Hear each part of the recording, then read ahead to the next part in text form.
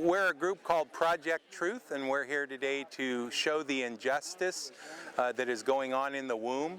There are approximately 3,000 babies a day that are being exterminated in America in abortion clinics, and we believe that that is just a scourge on our nation.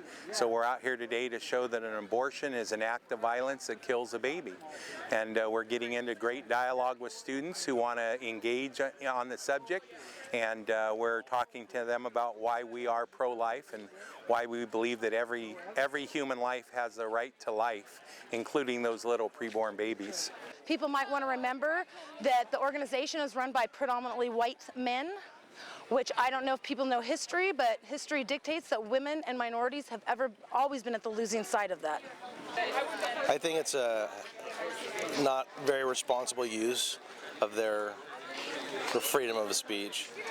I think that they have a particular set of values based upon a very perverted indoctrination, and that they don't consider the practical implications of their positions. They don't consider the harm that they're doing to the women who had to suffer through this process and the emotional trauma that they've already been through, so they tend to complicate and add to the trauma.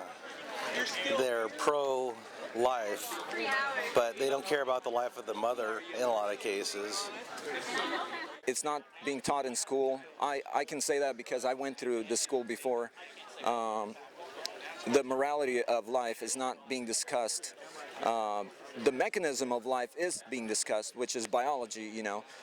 But we're more than biology. We're more than the body. You know, those that argue for abortion, they think, oh, it's my body.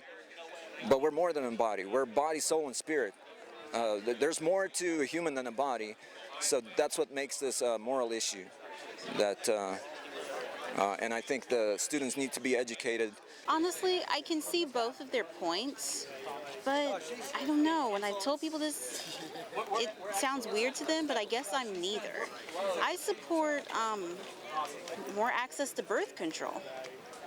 I mean, I know that the point of both groups is to limit the number of abortions in general, and I just believe that if people had better access to birth control, then I guess the issue, it wouldn't be as prominent.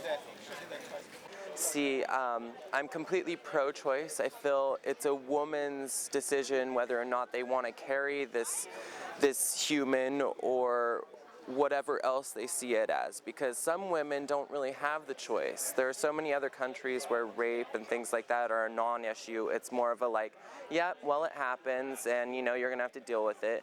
And then, you know what, they end up having to carry along, go full term with a baby that was either a product of incest or a product of rape or anything like that. And I feel like when you do this, it's kind of demeaning to women. You're using guilt trips and using these vulgar displays of things that I don't think are appropriate for people that are even of age to see.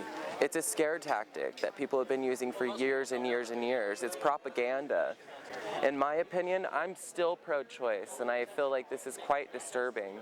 To get their point across, they're not doing it very well. I feel like it takes more of an educated thing and a more educated way to get your point across. So I'm Professor Patton, and I teach history here. And so I have a flyer here. I have listed some methods of propaganda so that students will have the tools to kind of look and see what makes up propaganda. And so I want, to hand this out and for them to think about whether this Project Truth is actually using any of these methods of propaganda.